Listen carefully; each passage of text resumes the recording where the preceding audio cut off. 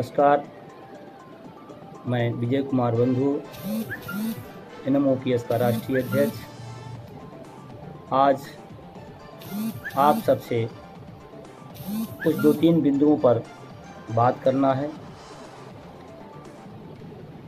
क्योंकि आज जो दिन है वो बड़ा महत्वपूर्ण है,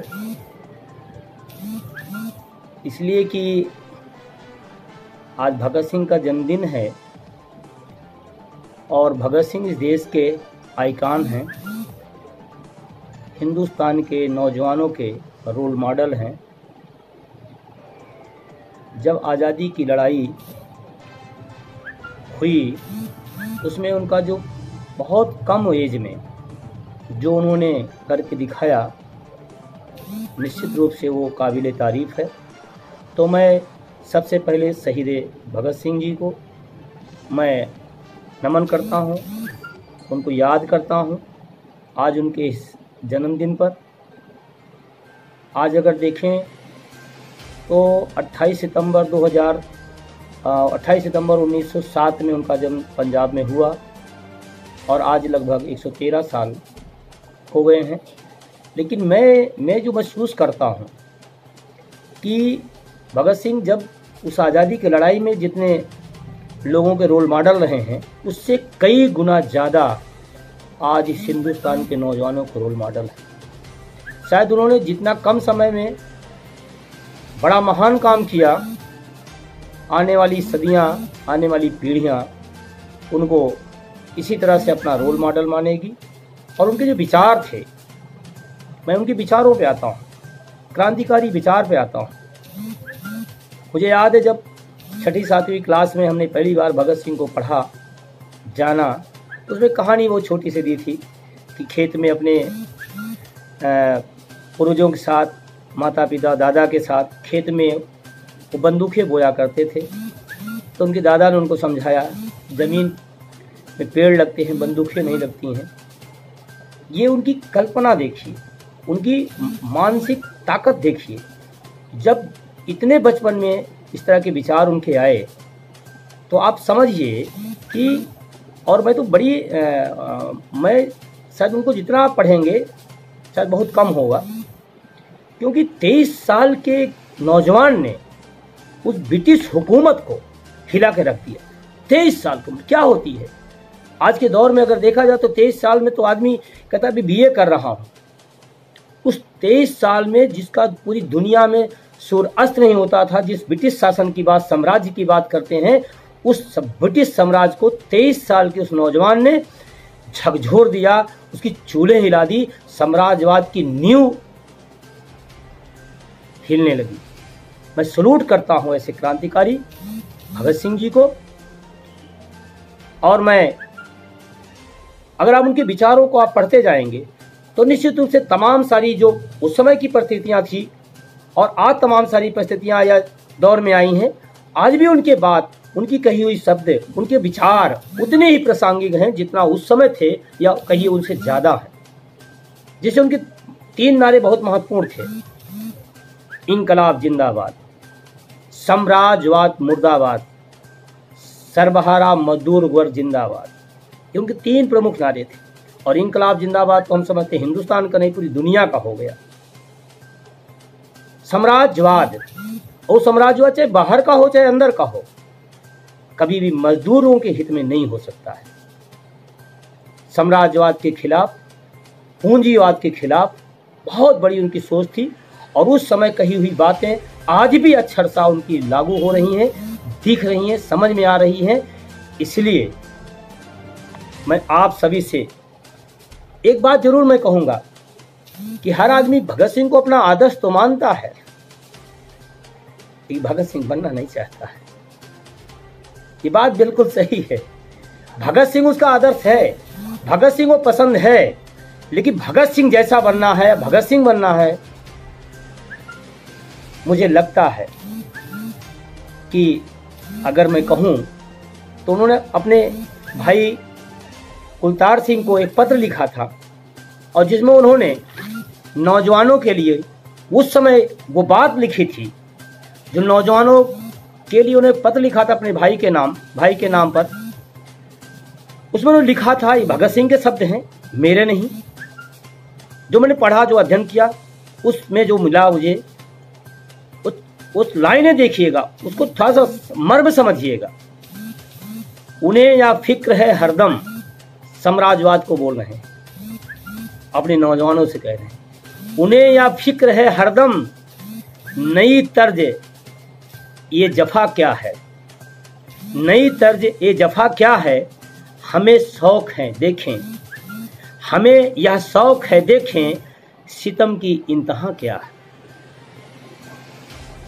दहर से क्यों खपा रहें, दहर से क्यों खपा रहें, चरख का क्या गिला करें, चरख का क्या गिला करें, सारा जहां अधु सही, सारा जहां अधु सही, आओ मुकाबला करें, आओ मुकाबला करें। ये उस समय उन्होंने अपने नौजवानों के लिए ये बात कही थी। और अगर आप थोड़ा सा और आगे बढ़ेंगे तो आज के जो नौजवान पीढ़ी है, जिसके हाथ में बहुत कुछ तय होगा इस देश का, जिनको ये तय करना होगा कि वो पूंजीवाद के साथ खड़े हैं, साम्राज्यवाद के खड़े हैं, साथ में या सर्वहारा वर्ग के साथ खड़े हैं। उस समय भी उन्होंने एक पत्र के माध्यम से ही लिखा था। ये उनकी बातें हैं, मेरी नहीं, जो उन्होंने लिखा था अपने पत्रों के माध्यम से। भगत सिंह ने कहा, किसी ने सच ही कहा है, सुधार बूढ़े आदमी नहीं कर सकते। किसी ने सच ही कहा है, सुधार बूढ़े आदमी नहीं कर सकते। ये तो बहुत बुद्धिमान और समझदार होते हैं। सुधार तो होते हैं युवाओं के परिश्रम से, साहस से, बलिदान से, निष्ठा से। परिवर्तन वही। तो आप समझिए कि उस समय की जो बातें आज हैं, आज भी अगर देखा जाए तो हम साम्राज्यवाद से लड़े, हमारे क्रांतिकारी साथियों ने लड़ा। आज उसी का स्वरूप में साम्राज्यवाद का ही छोटा सा स्वरूप निजीकरण, वो चाहे साम्राज्यवाद बाहर का हो चाहे अंदर का हो, दोनों खतरनाक हैं। और भगत सिंह से मैं एक ही बात जो सीखता हूं कि आपकी उम्र क्या है बहुत मतलब की चीज नहीं है, आपका विजन कितना बड़ा है, आपकी तैयारी कितनी बड़ी है, आपकी सोच कितनी बड़ी है, किस दिशा में आप सोचते हैं। एक अदना सा व्यक्ति इस देश के लिए बहुत कुछ कर सकता है और एक बहुत बड़ा आदमी देश के लिए कुछ नहीं कर सकता। ये बात भगत सिंह ने सिद्ध किया। उनके जमाने में बहुत सारे बड़े बड़े विद्वान और लोग थे, शायद उतना नहीं कर पाए जितना भगत सिंह ने कर दिखाया। तो हम सबके रोल मॉडल, हम सबके आदर्श प्रणाम करते हुए आज उनके जन्मदिन पर हम अपने जो आगामी जो कार्यक्रम हैं उन दिशाओं की तरफ चलते हैं। जैसे NMOPS ने पूरे देश में 2 अक्टूबर को महात्मा गांधी का जन्मदिन है। आज भगत सिंह का जन्मदिन और 2 अक्टूबर को महात्मा गांधी का जन्मदिन। उस डेट पे NMOPS ने फिर से एक बार NPS और निजीकरण के खिलाफ, साम्राज्यवाद के खिलाफ, पूंजीवाद के खिलाफ, निगमीकरण के खिलाफ आंदोलन को बढ़ाने का संकल्प लिया है और उसका नाम दिया है संकल्प दिवस। हम संकल्प लेंगे NPS और निजीकरण भारत छोड़ो, इसका संकल्प लेना पड़ेगा। और मैं बार बार इस बात को कहता हूं, मित्रों ध्यान रखना, जिस समय NPS लाई गई थी उस समय लोगों ने अगर बोला होता तो आज हमको ये दर्द न झेलना पड़ता, ये तकलीफें न झेलनी पड़ती, ये परेशानियां न झेलनी पड़ती। और आज निजीकरण आ रहा है। अगर आज हम आप संघर्ष नहीं करेंगे तो यही हालात हमारे आने वाली पीढ़ी की होगी और उस समय की पीढ़ी हमसे आपसे सवाल करेगी कि जब निजीकरण, निगमीकरण जैसी चीजें हो रही थी तो आप क्या कर रहे थे। बैंक का, रेल का, परिवहन का, बीमा क्षेत्र हो, कोई क्षेत्र हो, जिधर देखिए आप क्या हो रहा है। ये देश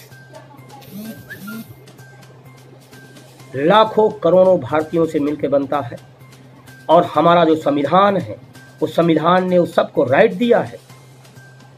और राइट दिया कि सार्वजनिक संपत्ति, सरकारी उपक्रम इस देश के नागरिकों को होता है, निजी उपक्रम किसी निजी का होता है, देश का नहीं होता है। मुझे कहते हुए दुख हो रहा है।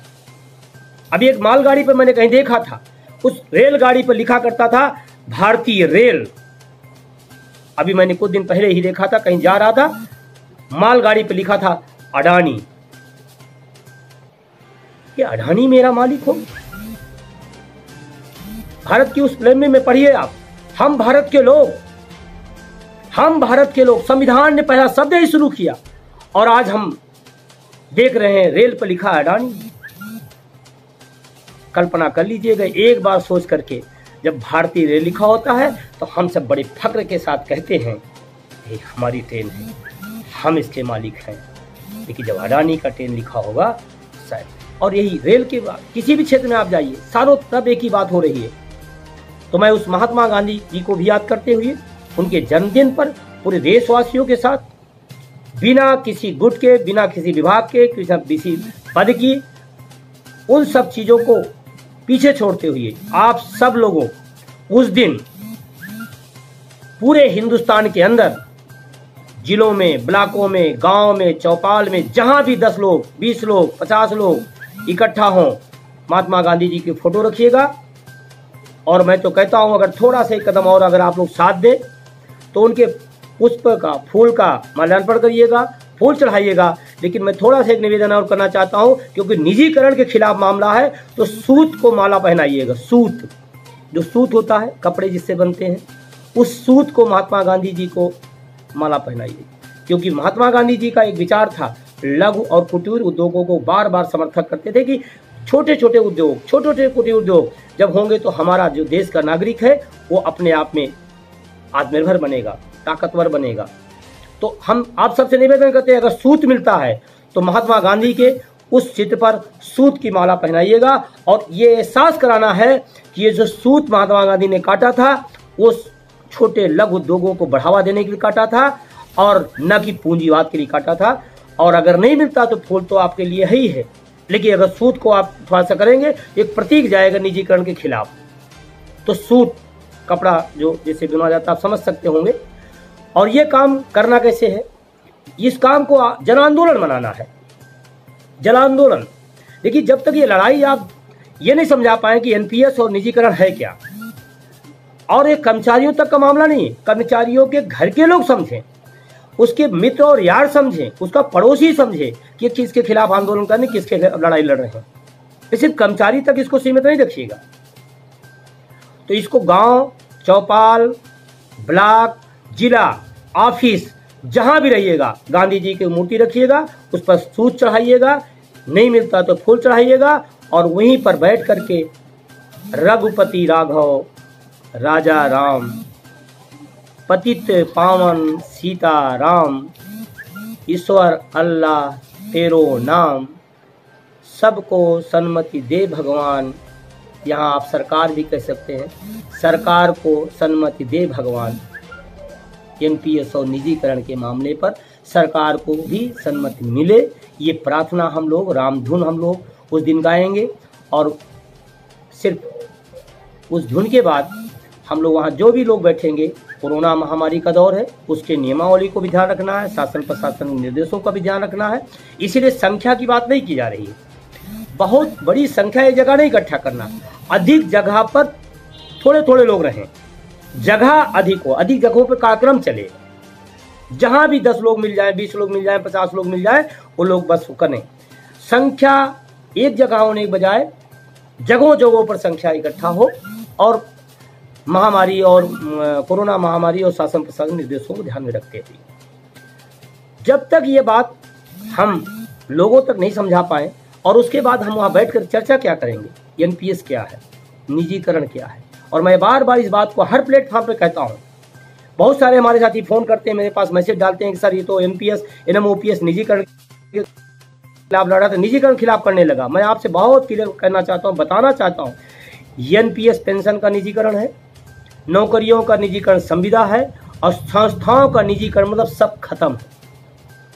और खास करके मैं बार बार इस बात को कहता हूँ, गरीब और मध्य वर्ग के खिलाफ अमीरों का षड्यंत्र है एनपीएस भी और निजीकरण भी। एनपीएस से किसको फायदा हो रहा है? कर्मचारी को नहीं हो रहा है, ये बात मैं दावे के साथ कह सकता हूँ।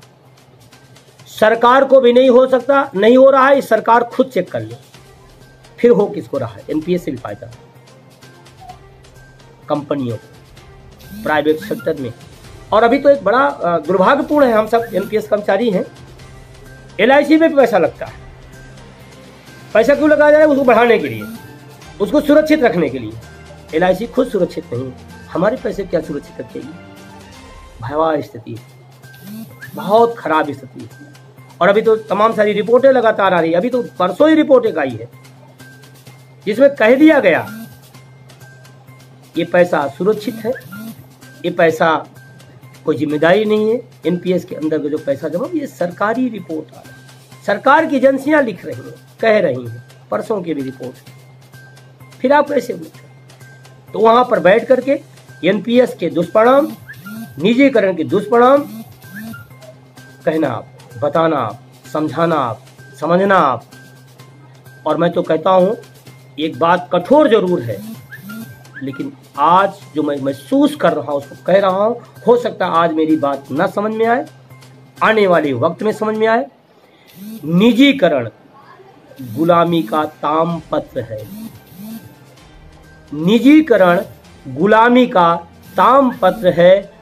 अभी समझ में आता है तो, नहीं तो बाद में तो समझेंगे। जैसे शुरुआती दौर में जब इस आंदोलन को मैं लेकर चला, एनपीएस समझाया, लोगों ने कहा नहीं आप गलत हो, 2 करोड़ रुपए मिलेंगे, 3 करोड़ रुपए मिलेंगे।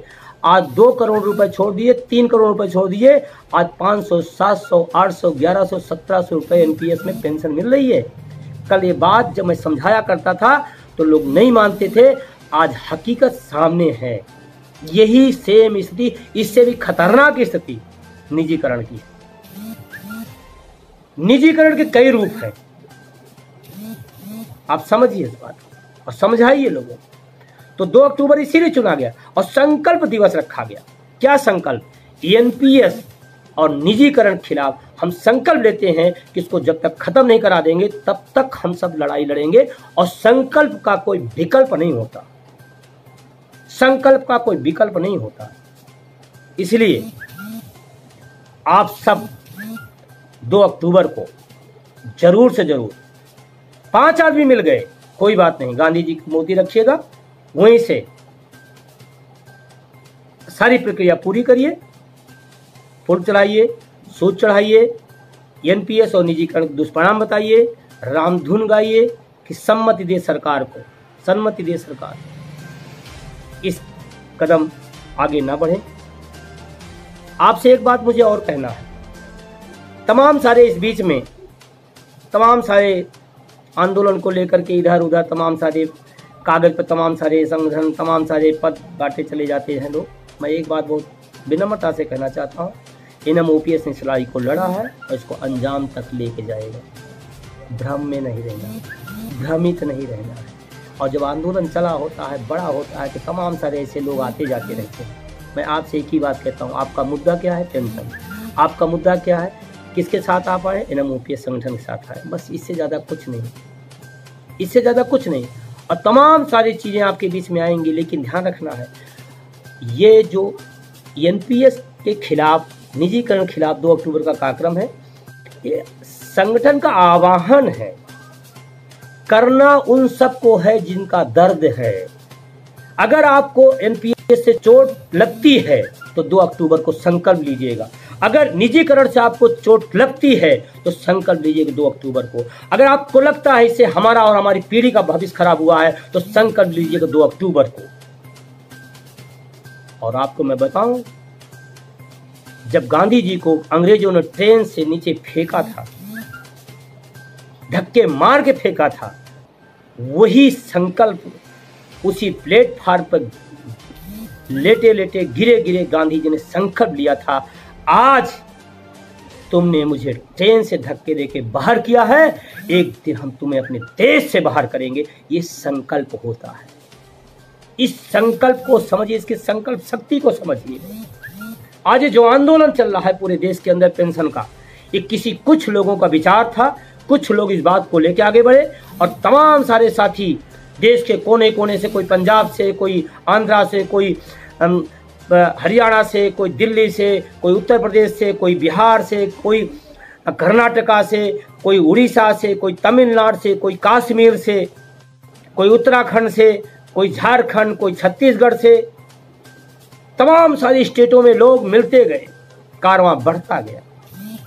किसी का विचार होगा, किसी का संकल्प होगा, वो संकल्प आज एक बड़े स्वरूप में आया।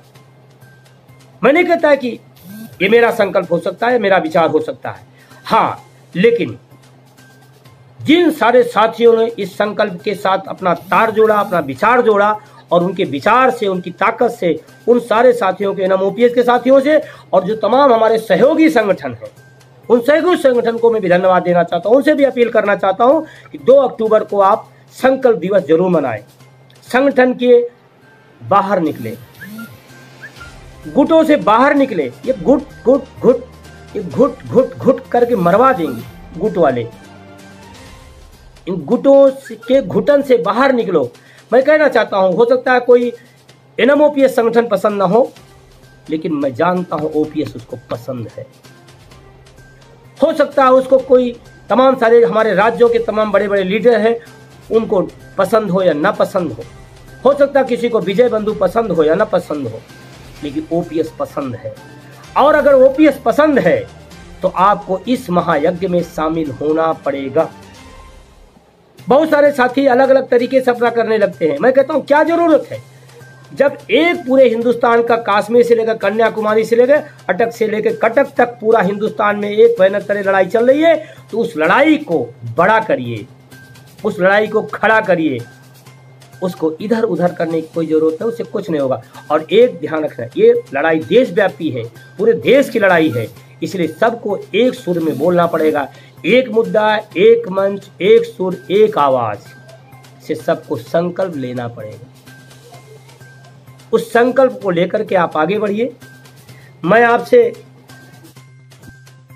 न करते हुए एक और उस दिन कार्यक्रम होगा, आप अपने उस फोटो को लेंगे, अपने साथियों के समूह को लेंगे, महात्मा गांधी जी की फोटो लेंगे, सूत जो आपने चढ़ाया उसको लेंगे, और सूत को निजीकरण से जोड़ते हुए आप उसको आगे बढ़ाएंगे, और अपने फेसबुक या तमाम सारे सोशल मीडिया के जो माध्यम उस पर डालेंगे। 3 बजे से, उसी दिन 2 अक्टूबर को 3 बजे से 6 बजे तक ट्विटर अभियान भी #NPS निजीकरण भारत छोड़ो का चलेगा। आप सब साथी उसको पूरी शिद्दत के साथ, पूरी ताकत के साथ करिए, क्योंकि आज के दौर का एक बड़ा माध्यम है। जो दौर होता है, जो परिस्थितियां होती, उसी हिसाब से चलना पड़ता है। हाँ, 2 अक्टूबर का कार्यक्रम पहली बार इस कोरोना महामारी में जमीन पर होने जा रहा है। जमीन पर, धरातल पर शुरुआत है। आने वाली समय में एनएमओपीएस की राष्ट्रीय कार्यकारिणी, हमारे वरिष्ठ उपाध्यक्ष या हमारे महासचिव जी या हमारी टीम के तमाम सारे साथी जो पदाधिकारी हैं, उन सब से चर्चा पर चर्चा करके 2 अक्टूबर के कार्यक्रम के बाद फिर कोई बड़ा ऐलान किया जाएगा। लड़ाई अंतिम क्षण तक लड़ना है। ध्यान रखना, कुछ साथी हमारे निराश हो जाते हैं कि सर अभी क्या हो रहा है, कैसे हो रहा है। ये लड़ाई बड़ी है, लड़ना पड़ेगा। आज़ादी की लड़ाई जब शुरू हुई तो आपको पता है 1857 में शुरू हुई, 1947 में हो, 90 साल लगे। अंग्रेजों से लड़ने में 90 साल नहीं लगे, उनको भगाने में 90 साल नहीं लगे, हिंदुस्तानियों को जगाने में लग गए। तो जब तक एनपीएस के कर्मचारियों को आप जगा नहीं पाएंगे, और कसम खाइए कि प्रतिदिन 2 आदमी को कम से कम आप जगाइए, 2 आदमी को कम से कम फोन करिए, इस आंदोलन से जोड़िए। एनएमओपीएस का जो यूट्यूब है, जो आपका फेसबुक है, इस पर अधिक से अधिक लोगों को जोड़िए, सक्रियता लाइए। मुझे इस बात को कहते हुए दुख हो रहा है कि जब आप एनएमओपीएस के इतने बड़े, जो जहाँ पर 2 लाख से अधिक लोग जुड़े हुए हैं, वहाँ पर जब कोई पोस्टें डाली जाती है, कोई भी साथी लिखे, कोई भी अच्छा विचार हो, किसी का हो सकता है, ये जोड़ने की अध्यक्ष का विचार ही सबसे बेहतर होगा। बहुत सारे हम बुद्धिजीवी लोगों का ये समूह है, बुद्धिजीवी यहाँ सारे लोग, हर आदमी के विचार आते हैं। जो भी अच्छी चीज़ें हो उसको आप लोगों तक पहुँचाइए, घुमाइए, और लोगों को एप्रिशिएट करें, उनको थोड़ा सा महसूस हो कि हाँ हमने अच्छा लिखा, अच्छा किया है। थोड़ा सा, अगर थोड़ा कदम, 2-4 लाइन लिखिए, लिखा करिए, हर दिन लिखा करिए, पॉजिटिव चीज़ें लिखा करिए, आंदोलन के बारे में, संगठन के बारे में कुछ लिखा करिए। जरूरी है, जो अच्छी चीज़ें में उसको लोगों तक पहुंचाया करिए। मैंने कहा कि क्यों जन आंदोलन बनाना, ये सब चीज़ें ऐसी हैं जो जन आंदोलन की तरफ ले जाएंगी। और लास्ट बात, अभी एक विचार मन में आया कि नई पेंशन व्यवस्था बन गई, पेंशन की नई नीति आ गई, शिक्षा की नई नीति आ गई, कृषि की नई नीति आ गई, मैं सरकार से उम्मीद करता हूँ राजनीति की नई नीति कब आएगी, वो भी जरूरी है। राजनीति की नई नीति कब आएगी जिसमें जनसेवा को जनसेवा माना जाएगा, वेतन भत्तों की बात नहीं की जाएगी, जिसमें इस देश के राजनेताओं को भी टैक्स देने की जिम्मेदारी दी जाएगी, उनकी भी सुविधाओं को उन्हीं पर छोड़ दिया जाएगा। राजनीति की नई नीति कब आएगी इसका भी इंतजार है। तो आप सबसे ज़्यादा बातें न करते हुए बस इस उम्मीद के साथ कि जो संकल्प दिवस है हमारा, हम सबका, हम सभी लोग मिल करके उसको बेहतर करेंगे, अच्छा करेंगे और अंत में हम उसी हिंदुस्तान के रोल मॉडल, उसी हजारों लाखों करोड़ों नौजवानों के चहेते जिनका जन्मदिन है, उन्हीं की जो लाइनें हैं, अपनी बीच में थोड़ा सा व्यवधान आ गया, उन्हीं के जन्मदिन पर उन्हीं के लाइनों से अपनी बात को मैं समाप्त करूंगा और इस उम्मीद के साथ कि संकल्प दिवस पूरे हिंदुस्तान के गली गली में, शहर शहर में, डगर डगर में, गांव गांव, चौपाल चौपाल में ये कार्यक्रम आप सब कराएंगे। और हमारे सारे जो पदाधिकारीगण हैं, चाहे राष्ट्रीय टीम के हों, चाहे प्रदेश की टीम के हों, चाहे जिले के हों, चाहे ब्लॉक के हों, संभाग के हों, मंडल के हों, जो भी हैं, जो पदाधिकारी हैं, जिम्मेदार साथी हैं, एनपीएस कर्मचारी हैं या ओपीएस के भी हमारे साथी हैं, हमारे बड़े हैं, बुजुर्ग हैं, सबसे मेरा उनसे निवेदन है कि इस आंदोलन में सब लोग साथ दीजिए। और भगत सिंह के जन्मदिन को नमन करते हुए उन्हीं की बातों से मैं अपनी बात को ख़त्म करता हूं। मैं टाइम टाइम पे आपसे मिलता रहूँगा, मिलता भी रहता हूं और अच्छा लगता है कि आप सब तमाम सारी शुभकामनाएं देते हैं, संगठन को देते हैं, तमाम सारे आंदोलन में भागीदारी निभाते हैं। तो मैं भगत सिंह ने लिखा था, लिख रहा हूँ अंजाम जिसका, लिख रहा हूँ अंजाम जिसका कल आगाज आएगा, लिख रहा हूँ अंजाम जिसका कल आगाज आएगा, मेरे लहू का हर एक कतरा इंकलाब लाएगा, मेरे लहू का हर एक कतरा इंकलाब लाएगा। ये भगत सिंह की वो उस समय की बातें हैं और आज भी कहीं न कहीं वो बातें अच्छा सा सही हैं। और इस उम्मीद के साथ 2 अक्टूबर संकल्प दिवस को आप सब आज ही से लगेंगे, ताकत से लगेंगे और एक एक साथी तक ये बात पहुंचाएं करेंगे। इनकलाब जिंदाबाद, इनकलाब जिंदाबाद, साम्राज्यवाद मुर्दाबाद, साम्राज्यवाद मुर्दाबाद, मजदूरों का हित जिंदाबाद। और हम सब मजदूर हैं। आज भगत सिंह को प्रणाम करते हुए संकल्प लें और इस इनकलाब की जो नारा है उसको हम घर घर तक पहुंचाएं और सब तक पहुंचाएं। संकल्प दिवस 2 अक्टूबर हम सब मिलकर मनाएंगे। बहुत बहुत आप सबको धन्यवाद। आपने मेरे विचार को सुना, आप सबसे मिलकर अच्छा लगा। फिर मिलते रहेंगे। बहुत बहुत शुक्रिया। जय हिंद।